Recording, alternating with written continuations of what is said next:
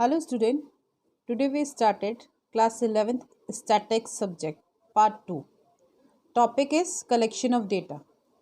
Today we taking the topic of methods to collecting primary source. In a previous video we discussed about the differentiate between the primary and secondary sources and the datas. Now we discuss about the different types of methods we use to calculate or collected primary data. Let we started.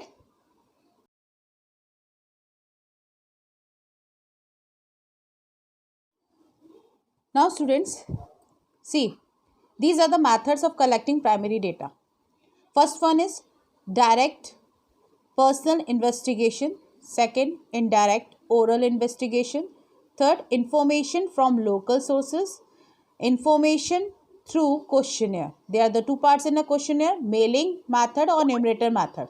So these are the methods to calculate or to collect the primary data. Primary data आप सबको पता है कि वो data होता है जो हम डायरेक्टली अप्रोच करते हैं लोगों से। तो ये कुछ मेथड्स हैं जिसमें हम डायरेक्टली अप्रोचिंग करके लोगों से डेटाज लेते हैं। तो वन बाय वन हम इसमें से टॉपिक्स को लेंगे। जैसे कि पहला हम पढ़ेंगे डायरेक्ट पर्सन इन्वेस्टिगेशन, इसकी सुटेबिलिटी, इसके मेरिट्स एंड डिमेरिट्स। तो वन बाय ये सारी चीज़ें पढ़नी है। ये बहुत इंपॉर्टेंट टॉपिक है क्योंकि एग्जामिनेशन के अकॉर्डिंग क्वेश्चन ज़रूर आते हैं। Let we started with the first direct personal investigation. Okay student, start करते हैं हम फर्स्ट मेथड से, direct person investigation. Direct person investigation का मतलब क्या होता है? ये वो मेथड होता है जिसमें हम डेटा कलेक्ट करते हैं पर्सनली, यानी हम लोग जाके बात करके इफिशिएंटली मेथड से किसी भी तरीके से हम लोगों से डेटा कलेक्ट करते हैं। डायरेक्टली हम लोग जैसे वर्कर से हमें कोई चीज़ें चाहिए तो हम डायरेक्टली वर्कर से बात करेंगे, मैनेजर से बात करनी है डेटा की तो हम मैनेजर से बात करेंगे। तो डायरेक्टली परस्यू करते हैं हम लोग, इन्वेस्टिगेशन करते हैं यहाँ पर। जनरली डायरेक्ट पर्सनल इन्वेस्टिगेशन जो की जाती है वो सुटेबल किन के लिए होती है? जहाँ पे ज़्यादा लार्ज एरिया ना हो, यानी ज़्यादा फील्ड बड़ी नहीं होनी चाहिए। ज़्यादा फील्ड बड़ी होगी तो हम डायरेक्टली पर्सनली इन्वेस्टिगेशन नहीं कर सकते, बहुत टाइम लग जाएगा। सेकंड, यहाँ पे ऑरिजिनिटी ऑफ डेटा चाहिए होते हैं तो वहाँ पर हम यूज़ करते हैं, क्योंकि मुझे ये चाहिए कि डेटा बहुत अच्छा होना चाहिए, करेक्ट होना चाहिए, गलतियाँ नहीं होनी चाहिए। दूसरा, यहाँ पे सीक्रेट रखी जाती है इन्फॉर्मेशन। पर्सनल इन्वेस्टिगेशन जब भी की जाती है तो सीक्रेसी रहती है, एक्यूरेसी रहती है ऐसे डेटास की। और ये डायरेक्ट कॉन्टैक्ट से मिलते हैं तो इन्फॉर्मेंट्स की ज़रूरत होती है, यानी सामने वाले व्यक्ति चाहिए जो इन्फॉर्मेशन हमें देगा। इसके मेरिट्स भी हैं, इसके डिमेरिट्स भी हैं। मेरिट्स क्या है? ये डेटा बहुत ओरिजिनलिटी यानी हाई डिग्री के ओरिजिनल रहते हैं, क्योंकि हम लोग डायरेक्ट सामने वाले से बात करके ले रहे हैं। सेकंड, एक्यूरेसी रहती है, एक्यूरेट रहते हैं, कोई भी गलतियां नहीं हो सकती हैं क्योंकि बाइस नहीं होते, यहाँ पे फेयर रहते हैं। रिलायबिलिटी रहती है, यानी कोई डाउट ही नहीं हो सकता इन डेटा के ऊपर, बिल्कुल करेक्टली होते हैं डेटा जब भी कलेक्ट किए जाते हैं। दूसरा, यहाँ पर रिलेटेड इन्फॉर्मेशन, यानी मुझे जिस चीज़ की इन्फॉर्मेशन की ज़रूरत होती है उसी के रिगार्डिंग इन्वेस्टिगेशन की जाएगी। और यहाँ इन्वेस्टिगेशन जो की जाएगी तो यहाँ इन्फॉर्मेशन भी जो मिलेगी वो करेक्ट मिलेगी और उसी से टॉपिक से रिलेटेड ही मिलेगी। यूनिफॉर्मिटी रहती है, यानी यहाँ पर एक जैसा डेटा, जैसे कि मैंने किसी से भी डेटा कलेक्ट किया, कंपैरिजन कर रही हूँ, तो मैंने पूछा कि क्लास में सबसे अच्छा बच्चा कौन है, तो सारे लोग क्या बोलेंगे? जो अच्छा बच्चा होगा उसी का नाम लेके बोलेंगे। तो ये चीज़ क्या है? यूनिफॉर्मिटी, यानी सबका आंसर सेम ही होगा, अलग अलग कोई निकल के रिजल्ट नहीं आएगा। अब इसके डीमेरिट्स क्या है? जनरली जब लार्ज एरिया होता है तो उसको कवर करना बहुत मुश्किल हो सकता है। डायरेक्ट पर्सन इन्वेस्टिगेशन बड़े एरियाज़ के लिए नहीं है। सेकंड, पर्सनल बाइस, कभी कभी हम लोग इस मेथड में पर्सनल हो सकते हैं। अगर मैं नहीं चाहती इसका नाम बताना, या फिर पर्सनल इन्वेस्टिगेशन में उसने जो मुझे बोला उसमें मैंने कुछ हेर फेर कर दिया डेटाज में, तो वो पर्सनल बाइज हो सकता है। कॉस्टली बहुत पड़ता है, क्योंकि कभी भी इंटरव्यूज़ वगैरह कुछ मैनेज किया जाता है तो पैसा खर्चा होता है। इन पर्सनल इन्वेस्टिगेशन में प्रॉब्लम्स आती हैं, कॉस्टली पड़ेगी चीज़ें, और ये केवल लिमिटेड एरियाज़ में ही काम किया जा सकता है। तो ये डायरेक्ट पर्सन इन्वेस्टिगेशन की सुटेबिलिटी, मेरिट्स एंड डिमेरिट्स। अब सेकंड आते हैं हम लोग indirect oral investigation. Now student, we discuss about the second method, that is indirect oral investigation. In this method we collecting data from the witnesses. Example बताती हूँ, अगर मुझे workers की कंडीशन के बारे में पता करना है तो मैं एम्प्लॉयर से पता करूँगी, ना कि डायरेक्टली परस्यू करूँगी वर्कर्स को। तो यानी हम ऐसे व्यक्ति से डेटा कलेक्ट करते हैं जो इनडायरेक्ट वे में हमें इंफॉर्मेशन देता है, तो वो होता है इनडायरेक्ट ओरल इन्वेस्टिगेशन। इसकी सूटेबिलिटी क्या है? ये मेथड का जो फील्ड होता है वो बड़ा हो सकता है इन कंपैरिजन डायरेक्ट। सेकंड, यहाँ पर डायरेक्ट कांटेक्ट कंसर्न करना पॉसिबल नहीं होता है, डायरेक्ट कांटेक्ट नहीं होते यहाँ पर। नेक्स्ट, यहाँ पर जो इन्फॉर्मेशन हमें मिलती है जनरली उसको हम अगर इलिटरेसी वगैरह इग्नोरेंस भी कर सकते हैं, हम लोग इग्नोर मारते हैं कि जो हमें इन्फॉर्मेशन दे रहा है हम उसकी सुनना चाहते हैं या नहीं चाहते। तो जहाँ पर पढ़े लिखे लोग नहीं है तो वहाँ पर ये डेटा कलेक्ट नहीं हो पाएगा। दूसरा यहाँ पे इन्वेस्टिगेशन बहुत कॉम्प्लेक्स होती है नेचर, यानी एक्सपर्ट्स से ही इन्फॉर्मेशन मिल सकती है ये, बाकी किसी से नहीं। और ये मोस्टली गवर्नमेंट इसी चीज़ का यूज़ करती है, government and non government organisation होती है वो इसी फॉर्म का यूज़ करती है। नेक्स्ट है मेरिट्स। मेरिट्स में सबसे पहला आता है वाइड कवरेज। हम इसे लार्ज एरिया को कवर कर सकते हैं। लार्ज एरिया को कवर करने से मतलब हम बहुत बड़े एरियाज में इन्वेस्टिगेशन कर सकते हैं। सेकंड आते हैं लेस एक्सपेंसिव, ज़्यादा खर्चा नहीं करना पड़ता हमें इस मेथड पे।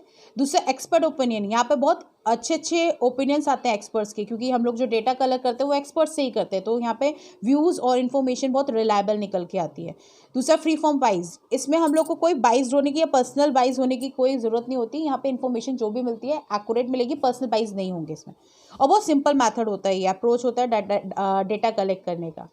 डीमेरिट्स, एक्यूरेसी कम होती है, क्योंकि हम लोग थर्ड वन से पर्सन से डेटा ले रहे हैं। जो थर्ड वन से ले रहे हैं तो वो चीज़ हो या ना हो वो नहीं पता होता। कभी कभी ऐसी इन्फॉर्मेशन का मिस यूज़ भी करते हैं हम लोग, बाइस भी हो जाते हैं, तो पॉसिबिलिटीज़ बहुत होती है कि जो भी इन्फॉर्मेशन हमें दी है तो उसके साथ हम कुछ छेड़छाड़ी कर सकते हैं। दूसरा कंक्लूजन गलत भी निकल सकता है, डाउटफुल रहता है इसका कंक्लूजन, यानी रिजल्ट अच्छा भी हो सकता है बुरा भी हो सकता है। तो ये कुछ इसके सूटेबिलिटी मेरिट्स और डीमेरिट्स है। दोनों में डिफरेंसेस भी हैं, और वो डिफरेंसेस नेक्स्ट वीडियो में आपको बताती हूँ। आते हैं स्टूडेंट्स, डिफरेंस देखते हैं डायरेक्ट पर्सन इन्वेस्टिगेशन और इनडायरेक्ट में क्या है। सबसे पहली चीज़, डायरेक्ट में हमारा डायरेक्ट कॉन्टैक्ट रहता है और इनडायरेक्ट में कोई भी डायरेक्ट कॉन्टैक्ट नहीं रहता है। इनडायरेक्ट वे में हम लोग डेटा कलेक्ट करते हैं। सेकंड, डायरेक्ट में पॉसिबिलिटीज़ होती है कि फील्ड इन्वेस्टिगेशन की छोटी हो, और जो इनडायरेक्ट में है फील्ड बड़ी होगी। दूसरा, जो डायरेक्ट मेथड होता है वो कॉस्टली बहुत होता है, और जो इनडायरेक्ट मेथड होता है वो लेस कॉस्टली होता है। डायरेक्ट मेथड में जो इन्वेस्टिगेटर होता है वो वेल वर्स्ड होता है लैंग्वेज से और कल्चरल हैबिट से, यानी उसको पता है कैसे बात करनी है कैसे नहीं करनी है। दूसरा, इनडायरेक्ट और इन्वेस्टिगेशन में इस तरीके की कोई भी रिक्वायरमेंट नहीं है। तो ये कुछ डिफरेंसेस हैं इन दोनों के बीच में। नेक्स्ट अब थर्ड फॉर्म पे हम जाएंगे, इन्फॉर्मेशन फ्रॉम लोकल सोर्सेज और correspondents. Now student we starting with the third method, that is the information from local sources or correspondents. Under this method, the investigator appoint for the local persons and correspondents at a different places. यहाँ पे क्या करते हैं हम लोग, local persons को कुछ investigator को अपॉइंट करते हैं, उनको बोलते हैं कि जाके आप इन्वेस्टिगेशन करिए, तो ये इन्फॉर्मेशन कलेक्ट करके लेके आते हैं अपने अकॉर्डिंग अपने वे से। तो ये होता है इन्फॉर्मेशन फ्रॉम लोकल सोर्सेज और कॉरेस्पोंडेंट्स। ये मैथड सूटेबल है हमारे जहाँ पर रेगुलर कंटिन्यूसली इन्फॉर्मेशन की ज़रूरत हो रही है, हमें रेगुलरली चाहिए, तो वहाँ के लिए बहुत इंपॉर्टेंट है ये। दूसरा, जहाँ पर इन्वेस्टिगेशन एरिया बहुत बड़ा है। दूसरा, हमारे जैसे कि जर्नल्स, मैगजीन्स और रेडियो टीवी के लिए इन्फॉर्मेशन चाहिए, उसके लिए बहुत ज़रूरी है। दूसरा, जहाँ पे हाई डिग्री एक्यूरेसी की ज़रूरत नहीं है, यानी ज़्यादा सच्चाई की ज़रूरत नहीं है, आपको नॉर्मल मिल जाए, तो ये ऐसे एरियाज़ के लिए बहुत सूटेबल मैथड्स हैं। मेरिट्स क्या है, बहुत इकोनॉमिकल है, ज़्यादा खर्चा नहीं करना पड़ता है इस चीज़ों को, बहुत लार्ज एरिया को, वाइड कवरेज एरिया को कवर कर सकता है, कंटिन्यूटी में रहता है, यह हमेशा रेगुलर इन्फॉर्मेशन हमें मिलती रहेगी लोकल सोर्सेज से। दूसरा, यहाँ पे ये स्पेशल पर्पस के लिए बहुत यूज़फुल है, कि स्पेशल पर्पस यानी इन्वेस्टिगेशन कराना, प्राइस से रिलेटेड बात कराना, मार्केट की पता करना, इंडेक्सेस, एग्रीकल्चर से रिलेटेड प्रॉब्लम्स, इन सारी चीज़ों की इन्फॉर्मेशन हमें लोकल सोर्सेज से पता चलती रहती है। डीमेरिट्स क्या है, यहाँ पे ऑरिजिनलिटी मिलना बहुत मुश्किल होता है। ऑरिजिनलिटी मतलब होता है कि जो डेटा आपको मिल रहा है वो गलत भी मिल सकते हैं, गलत भी हो सकते हैं, क्योंकि वो एक थर्ड वन पर्सन है जो कलेक्ट करके लेके आ रहा है। दूसरा, यूनिफॉर्मिटी, सबके एक जैसे रिजल्ट्स नहीं आएंगे, सबके अलग अलग होंगे, सबके पॉइंट ऑफ व्यू बहुत अलग अलग होंगे। पर्सनल बाइस, हम जो इन्फॉर्मेशन मिल रही है उसके साथ छेड़छाड़ कर सकते हैं, एक्यूरेसी नहीं होगी इसमें, और कलेक्शन करने में टाइम भी लग सकता है। तो इसकी सूटेबिलिटी मेरिट्स एंड डिमेरिट्स है ये थर्ड मेथड की।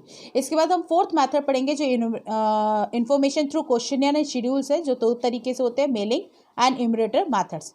तो स्टार्ट करते हैं next fourth. Now student, in this method, that is the mailing method, this method, under this method questionnaires are mail to the informants. यहाँ पर इस मैथड में क्या करते हैं हम लोग, क्वेश्चनर्स मतलब होता है कुछ क्वेश्चंस बनाए जाते हैं जिसको मेल करते हैं हम, जिनसे इन्फॉर्मेशन चाहिए उनके लिए, और यहाँ लेटर भी लिखा जाता है किस पर्पज़ के लिए हम डेटा कलेक्ट कर रहे हैं। तो ये सूटेबल है उन एरियाज़ के लिए जो बहुत बड़े एरियाज़ हैं। दूसरा, यहाँ पे जो इन्फॉर्मेंट्स होने चाहिए, यानी जो इन्फॉर्मेशन दे रहे हैं वो एजुकेटेड होने चाहिए, तभी ये मेलिंग मैथड अप्लाई किया जा सकता है। मेरिट्स है, ये बहुत इकोनॉमिकल है, क्योंकि ज़्यादा टाइम, मनी, एफर्ट्स नहीं लगते इसमें। सेकंड, ओरिजिनल होते हैं, जो भी डेटा मिलेगा वो हमें लिख के देगा, तो हमारे पास डायरेक्टली आ रहा है, ऑलमोस्ट कंसर्न व्यक्ति से ही हमारे पास चीज़ें आ रही हैं। वाइड कवरेज, यानी ऑलमोस्ट बहुत बड़े एरियाज़ को कवर कर सकते हैं हम इससे मेलिंग मैथड से। डिमेरिट्स क्या है, यहाँ पे लैक ऑफ इंटरेस्ट, यानी जो इन्फॉर्मेंट्स है वो शायद इंटरेस्ट ना दे और ना ही आपको इन्फॉर्मेशन देना चाहे, तो इसकी वजह से क्या होगा, क्वेश्चनर्स फेल हो जाएंगे, तो मेलिंग मेथड हमारा यहीं पे ड्रॉप आउट हो जाता है। Second, lack of flexibility. Lack of flexibility का मतलब इस मेथड में क्या प्रॉब्लम आ सकती है कि हम लोग को प्रॉपरली अगर आंसर्स रिप्लाइड नहीं मिल रहे तो हमें से चेंजेस करना मुश्किल हो सकता है, तो इन्फॉर्मेशन हमें निकालने के लिए चेंजेस करना बहुत मुश्किल होगी। लिमिटेड यूज़ है, लोग बहुत कम यूज़ करते हैं, ज़्यादा यूजेस नहीं करते हैं इस मेथड का, क्योंकि एजुकेटेड होगा तो बंदा यूज़ करेगा, जब पढ़ा लिखा नहीं होगा तो मेलिंग मेथड का यूज़ नहीं हो सकता। दूसरा है इसमें लेस एक्यूरेसी। कंक्लूजन्स इसमें गलत भी निकल के आ सकते हैं, क्योंकि जो आप कभी भी फॉर्म लिखने को भेजते हैं तो लोग उसमें बहुत सारी चीज़ों को छुपाते हैं, नहीं फिल करते हैं, तो इससे कंक्लूजन रिजल्ट क्या निकलेगा, गलत निकलेगा। तो ये कुछ डिमेरिट्स हैं इसकी।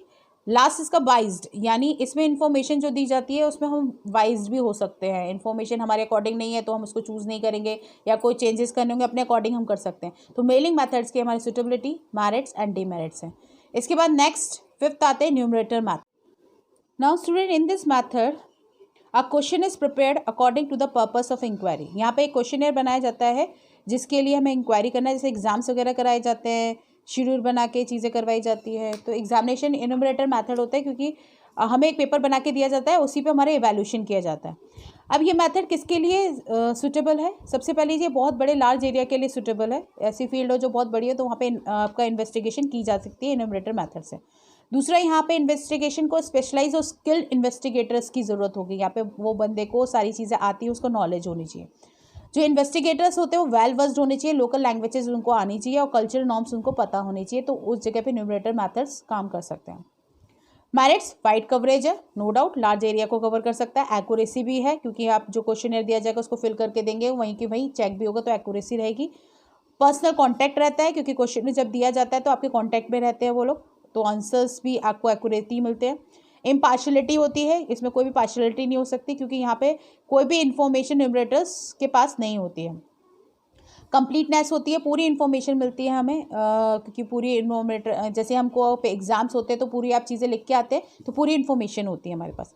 डिमेरिट्स क्या है, एक्सपेंसिव होता है, क्योंकि कोई भी एग्जाम ऑर्गेनाइज कराए जाएंगे तो एक्सपेंसिव तो हो गई। सेकंड, यहाँ पे न्यूमरेटर्स की एबिलिटी भी कम होती है, तो जिसकी वजह से थोड़ी सी प्रॉब्लम आ सकती है। टाइम कंज्यूमिंग होता है, टाइम लगता है ये कंडक्ट कराने में मेथड्स। दूसरा, प्राइवेट इन्वेस्टिगेशन के लिए ये सुटेबल मेथड नहीं है, क्योंकि ये बहुत एक्सपेंसिव होता है, लोगों के पास इतने पैसे नहीं है, तो ये केवल गवर्नमेंट ही यूज़ करती है। पार्शियल हो सकता है, इसमें बाइज्ड हो सकते हैं, अगर डेटा एक्यूरेट नहीं मिल रहा है तो यानी हमने कहीं ना कहीं छेड़खानी करी है चीज़ों से, जैसे चीटिंग कराना, जो चीज़ें मेथड्स आते हैं वो इन्यूमरेटर मेथड्स में इस चीज़ों का यूज़ होता है। तो ये कुछ 5 मेथड्स हैं जो प्राइमरी डेटा हम कलेक्ट करते हैं इन 5 मेथड्स के थ्रू। इसके बाद जो क्वेश्चनर्स पढ़ते आ रहे हैं, तो गुड क्वेश्चनर्स कैसे होते हैं, यानी वो पेपर हम कैसे बनाएंगे, कौन सी क्वालिटीज़ होनी चाहिए क्वेश्चनर्स की, वो हम नेक्स्ट वीडियो में पढ़ते हैं। Now the last topic of the primary source, that is the quality of good questionnaire, यानी एक अच्छे क्वेश्चनर की क्वालिटीज़ कौन सी होनी चाहिए। पहली चीज़, जब भी आप क्वेश्चनर बनाए सबसे पहला कवरिंग लेटर रहना चाहिए उसके साथ। कवरिंग लेटर में मतलब किस पर्पज़ के लिए आप ये क्वेश्चनर बना रहे हैं वो होना चाहिए। Second, limited number of questions होने चाहिए, ज़्यादा क्वेश्चंस नहीं होने चाहिए। थर्ड, यहाँ लैंग्वेज जो यूज़ की जाएगी क्वेश्चंस की, जो लैंग्वेज होनी चाहिए वो इजी होनी चाहिए, ज़्यादा कॉम्प्लिकेटेड नहीं होनी चाहिए, सिंपल होनी चाहिए। दूसरी, यहाँ पे जो प्रॉपर मैनर में क्वेश्चंस अरेंज होने चाहिए, यानी प्रॉपर ऑर्डर्स में लगे होने चाहिए। नंबर ऑफ डिज़ायरेबल क्वेश्चंस होने चाहिए, ज़्यादा क्वेश्चंस के नंबर्स नहीं होने चाहिए, पर्सनल क्वेश्चंस अवॉइड करने चाहिए। नॉन कंट्रोवर्शियल क्वेश्चंस होने चाहिए, यानी कोई ऐसे क्वेश्चंस नहीं हो जिससे प्रॉब्लम क्रिएट हो जाए, बहुत ज़्यादा पॉलिटिशियंस इन सब चीज़ों से रिलेटेड नहीं होनी चाहिए। कैलकुलेशंस क्वेश्चंस कम होने चाहिए, ज़्यादा कैलकुलेटिव चीज़ें देंगे तो टाइम कंज्यूमिंग हो जाएगा, तो कैलकुलेटिव नहीं होने चाहिए क्वेश्चन में। प्री टेस्टिंग पायलट सर्वे, अब प्री टेस्टिंग पायलट सर्वे का मतलब होता है ऐसे क्वेश्चंस पूछने चाहिए जिसमें ट्रायल बेसिस हो, यानी उसके आंसर्स जो हो ना डिफ़िकल्ट भी हो लेकिन उसको रीफ्रेम करके हमें आंसर दे, तो टेक्निकली वो पायलट सर्वे बोला जाता है, टेस्टिंग करना या पॉइंट ऑफ व्यू जानना है किसी का। दूसरा, इंस्ट्रक्शंस होनी चाहिए, क्वेश्चनर में इंस्ट्रक्शन साफ लिखे होने चाहिए फॉर्म में कि किस तरीके से आपको क्वेश्चंस के आंसर चाहिए। इसके बाद नेक्स्ट क्रॉस वेरिफिकेशन, यानी ऐसे क्वेश्चंस के है ना क्रॉस वेरिफिकेशन की भी हेल्प ले सकते हैं कि वो हमने क्वेश्चन जो बनाया वो ठीक है या गलत। दूसरा रिक्वेस्ट फॉर रिटर्न, यानी जो भी आप क्वेश्चनर बना रहे हैं उसके लिए रिक्वेस्ट भी करना है कि इसको कंप्लीट करके हमारे को वापस करे जाएं। तो ये कुछ क्वालिटीज़ हैं क्वेश्चनर की, तो इससे अश्योर्ड रहेंगे, कॉन्फिडेंशियल रहेंगे कि जो हमने इन्फॉर्मेशन मांगी थी वो बिल्कुल सेफ है क्वेश्चनर के थ्रू। तो ये कुछ क्वालिटीज़ हैं जिससे हम क्वेश्चनर अच्छे बना सकते हैं। तो ये हमने प्राइमरी सोर्स की सारी पूरी डिटेलिंग यहाँ तक पढ़ ली है। इसके बाद हम सेकेंडरी टॉपिक लेके आएंगे नेक्स्ट वीडियो में। Okay, thank you students.